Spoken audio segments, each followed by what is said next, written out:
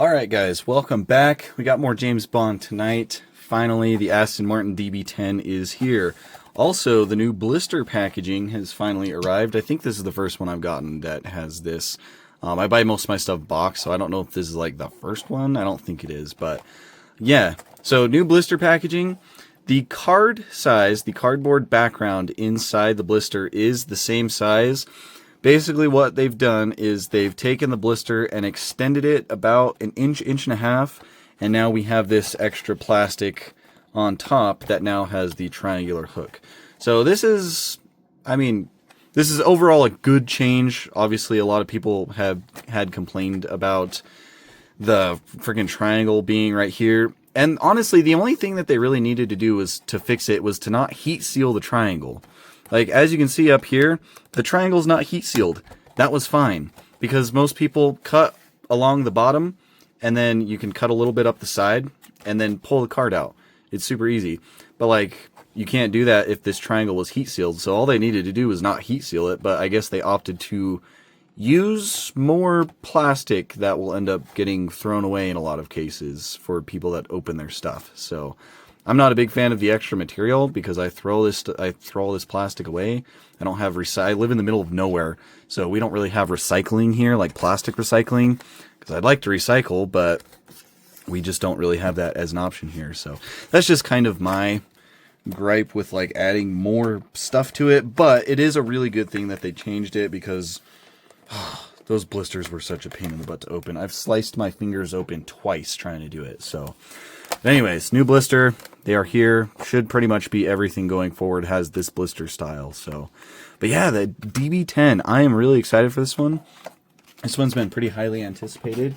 And to my understanding, the Aston Martin DB10 was specifically made for the movie Spectre.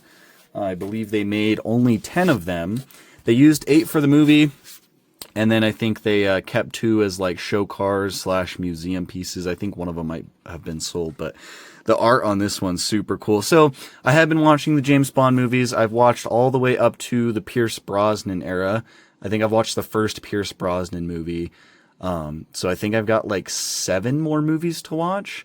Been watching them oldest to newest. So I haven't quite made it to the Daniel Craig era yet, but I'm hoping to pretty soon. They took them off Netflix, and so I don't really know where to watch them now because I don't really want to buy them.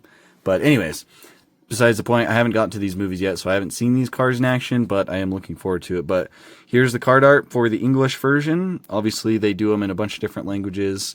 I just get the English ones, and it looks awesome. Love it. Love the white suit with the red rose.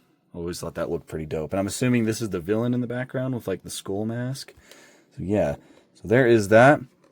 And now we finally have both of like what I think are the main cars from Spectre, the Aston Martin and the Jaguar. So as far as I know, this orange Jaguar was the villain car, and then obviously this was Bond's car. So pretty cool to have them now. The only thing that upsets me about the Aston Martin series so far is I'm pretty much out of room in my display case. I'm gonna scoot everything over a little bit. The DB10 is gonna go in here.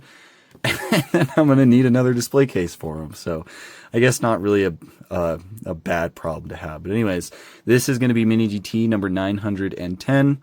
Got the Spectre text on the front with the silhouette of the car. Aston Martin DB10 in gold text.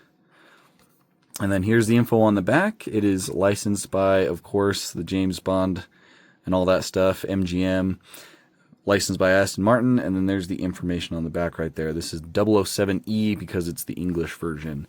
So here is the car. This car is so beautiful in my opinion.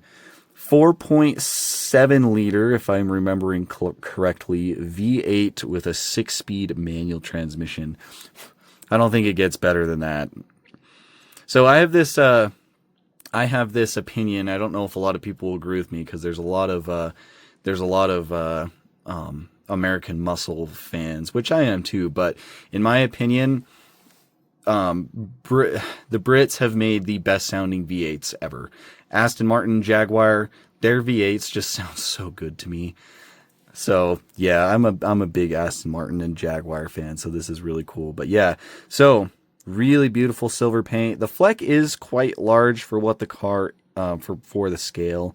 When you look at a real photo of the car, which I'll put up right here, it's definitely not quite as flaky, like not quite as sparkly. It's a lot more subtle. It's just kind of the issue you run into it with this scale, but I still think the paint looks really, really nice on this one. Really nicely done. It's got a nice gloss to it, just beautiful spec. And it's got some nice carbon fiber as well. So this whole side skirt on this side is carbon, and of course on this side there's a little bit of carbon fiber right where the mirror attaches to that pillar, which is pretty nice.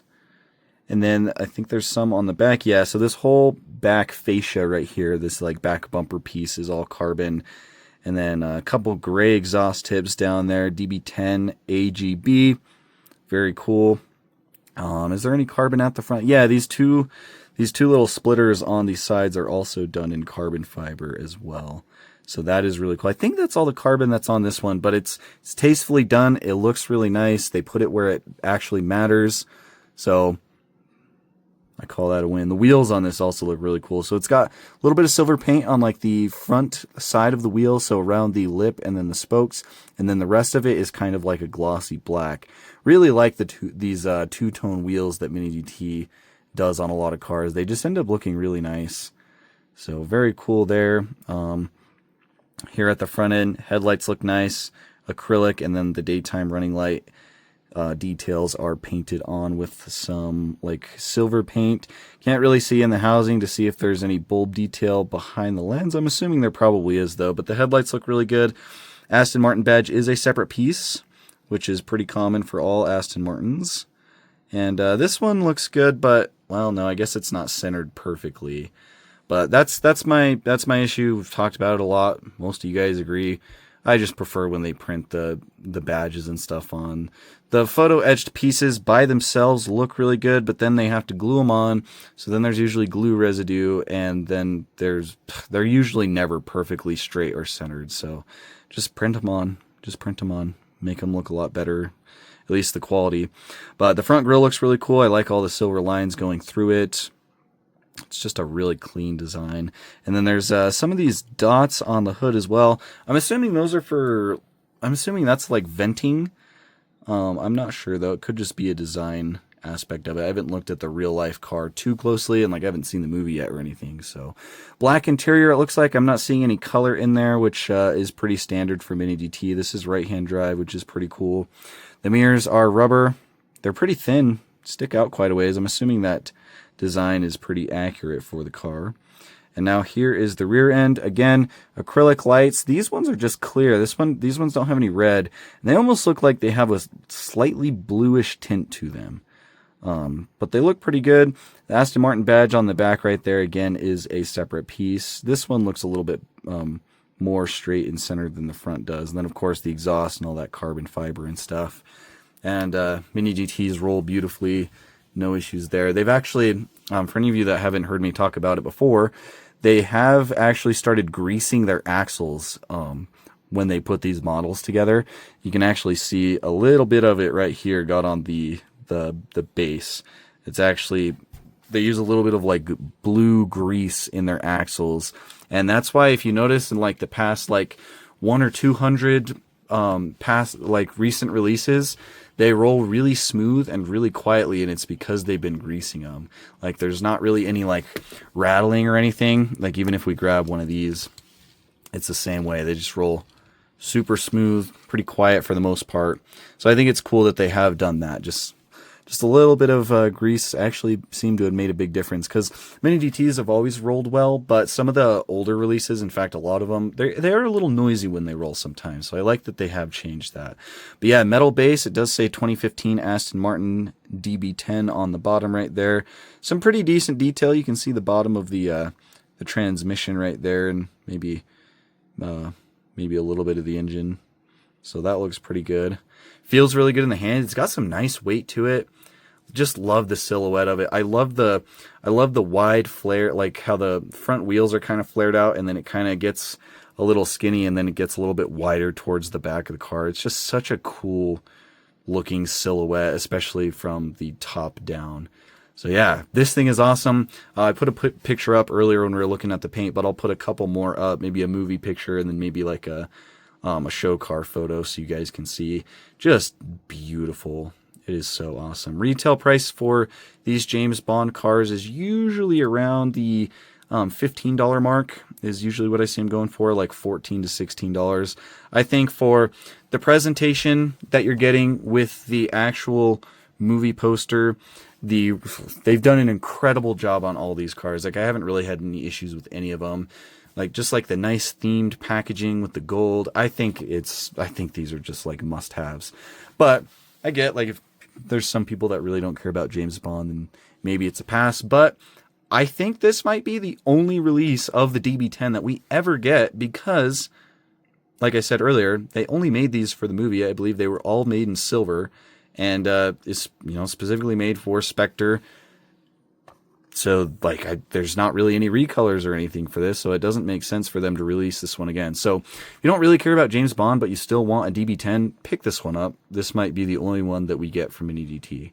So that's just kind of my opinion. But anyways, that's about it. Now I'm going to have to make some room in this little display case here. I get questions all the time about these display cases that I buy and where I get them. I buy these if you're in the US. I don't know if they have them in other regions, but I buy these display cases from a store here in the US called Hobby Lobby. You can order them online. They ship them. You can pick them up in store. They're about $8. So you can fit, I mean, how many cars do I have in here? 5, 10, 11 cars. So like 10 to 11 cars, depending on how wide they are, you can fit in these display cases. I usually just take a little piece of tape and roll it like a piece of like masking tape and stick it on it, so that way the cars don't roll around in there. But yeah, $8, Hobby Lobby, you can order them. I don't know if they ship internationally. You can get on and check if you're overseas and interested, but yeah, just get on Hobby Lobby and search display cases and they will come up. I don't know what the exact SKU is for these, but they have some different sizes and stuff. But yeah, that's about it. Just a nice James Bond tonight. Very happy with it. I need to keep watching the movies. But anyways, hope you guys enjoyed. Thank you for watching. I'll catch you in the next one.